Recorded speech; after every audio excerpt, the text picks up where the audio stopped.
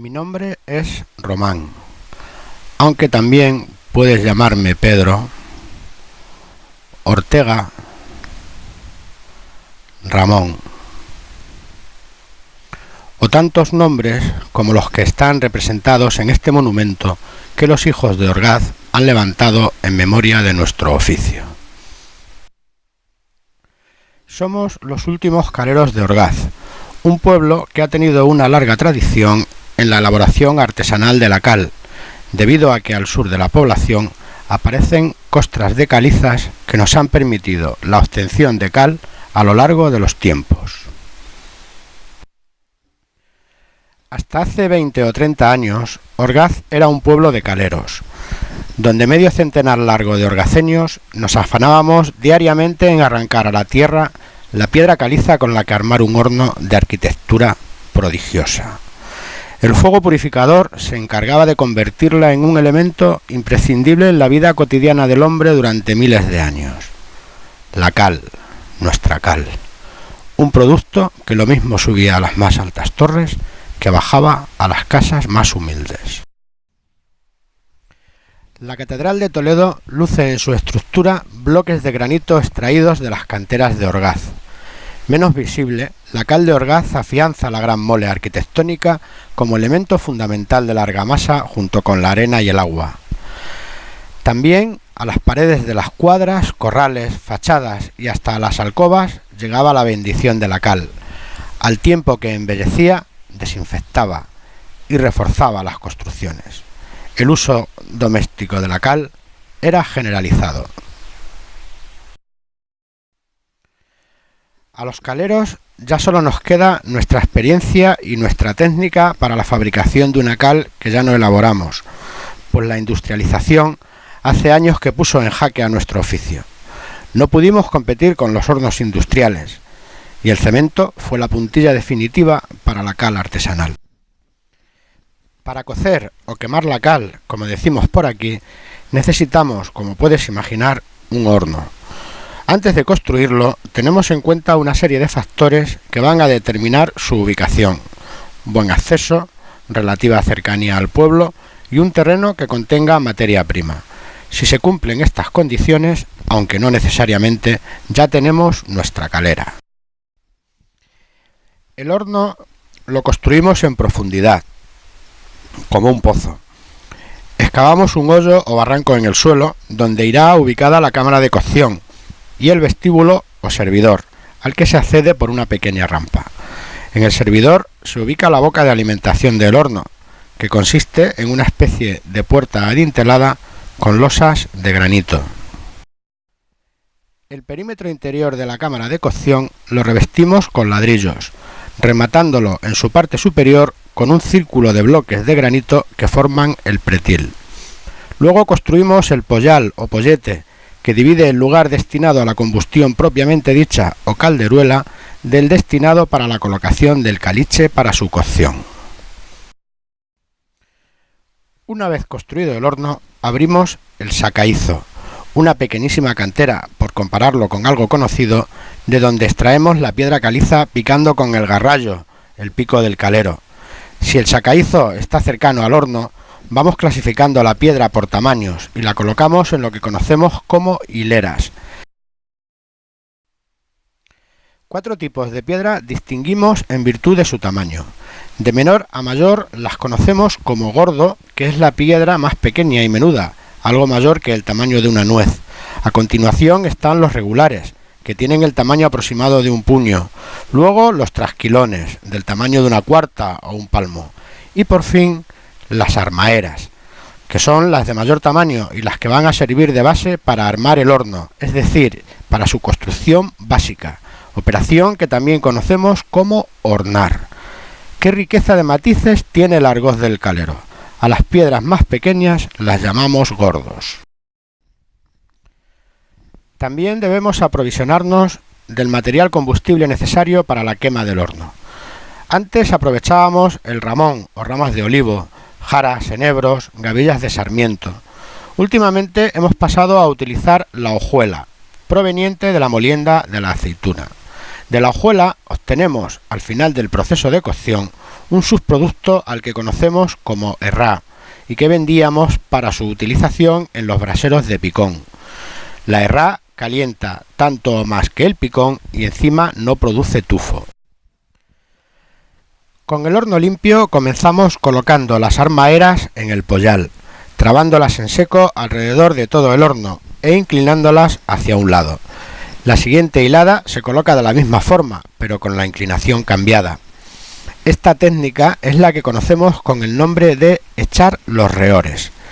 Entre las armaeras que hemos ido separando de la pared del horno para formar la falsa cúpula en su parte superior y la propia pared del horno, colocaremos los trasquilones y tras estos los regulares, rellenando finalmente todos los huecos que quedan en las llagas de las piedras con gordo. Así evitamos pérdidas de calor en la cocción. A medida que vamos echando rehores, es decir, aumentando las hileras hacia arriba, vamos llenando la calderuela de leña, que nos sirve como andamio para atacar la parte superior. Esta leña será menuda para facilitar el encendido del horno. La conocemos como chamá y es la primera en arder.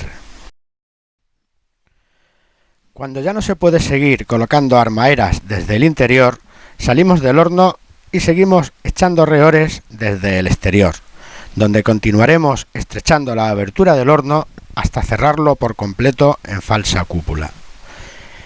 Y ahí tienes, mi querido amigo, ese horno de arquitectura prodigiosa al que al principio me refería.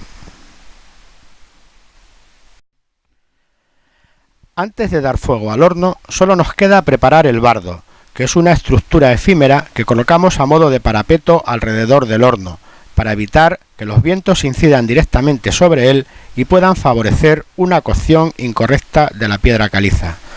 Antiguamente construíamos el bardo con una serie de postes de madera entre los que colocábamos haces de leña, pero esta estructura podía salir ardiendo, por lo que la madera la hemos sustituido con bidones metálicos y chapas, tras los que se colocan lonas, evitando de esta forma la acción del viento sobre el horno. Armado el horno y con su bardo, damos fuego a la chamá, esa leña menuda que tenemos en la calderuela y que nos sirvió de andamio para armar el horno. A partir de este momento estaremos constantemente atizando el fuego para lograr la temperatura a la que ha de cocer la piedra. El fuego debe ser de llama constante, por lo que en el momento que vemos que va decayendo, volvemos a atizarlo con más combustible en la calderuela. Esta forma de mantener el fuego a una temperatura constante y elevada se basa en la observación y en la experiencia, sin necesidad de utilizar modernos artilugios de lectura. En la tarea de mantener avivado el fuego utilizamos la horquilla, una barra metálica que termina en dos puntas y se complementa con un mango de madera. Con la horquilla introducimos los haces de leña en la calderuela a través de la boca de alimentación. Con el uso de la hojuela, la horquilla la hemos sustituido por la pala, la que utilizamos sin mango para distribuir el combustible con más facilidad dentro del horno.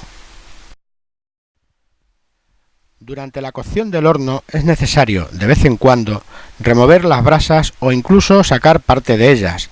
Para este menester utilizamos una herramienta a la que llamamos hurga, que consiste en una especie de rastrillo metálico y que se continúa por el extremo con un astil de madera.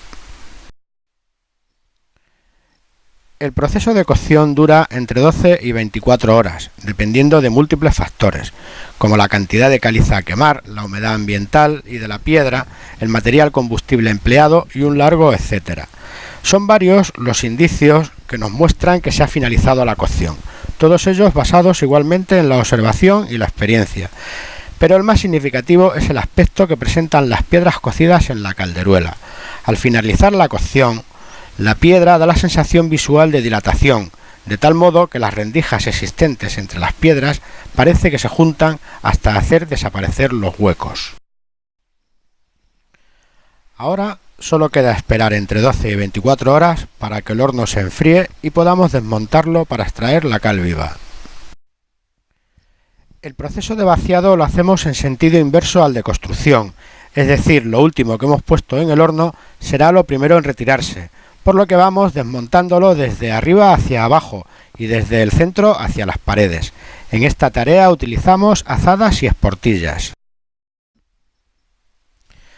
Luego preparamos los serones en la reata de borricos, cada uno con su carga de cal, y salimos de la calera camino de cualquier pueblo.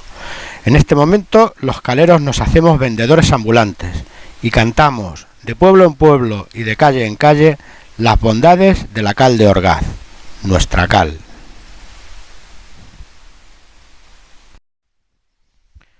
Ahora un grupo de personas se ha unido en una asociación llamada La Urga como nuestra herramienta para remover las brasas, con el objetivo de preservar nuestros conocimientos y costumbres, herramientas y técnicas. Luchan por conseguir lo que han dado en llamar un centro de interpretación de la cal, en el que incluso se plantean la posibilidad de fabricar cal artesanal para la recuperación de edificios históricos. Nosotros, los caleros de Orgaz, nos preguntamos qué o cuáles instituciones y bajo qué argumentos pueden negar la posibilidad de crear este centro. ¿Acaso no merece la pena perpetuar para el disfrute de generaciones futuras un oficio con una actividad ancestral? ¿Cuál es la fabricación de cal artesanal? Nuestra cal, tan cargada de historia.